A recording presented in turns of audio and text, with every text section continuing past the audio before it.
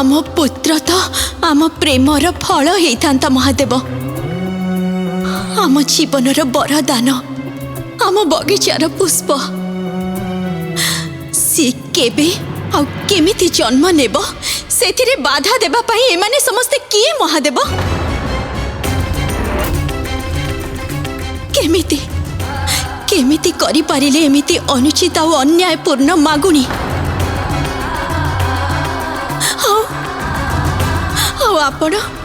आपण तिले मात्र मो विषय चिंता कलेनी आते बड़ वरदान देदेले।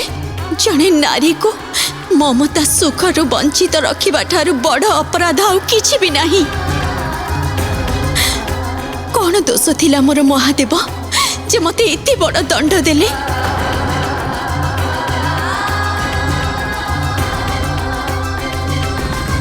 दोष नुहे देवी, आमर यह कर्तव्य। ए समस्ते आमर संतान।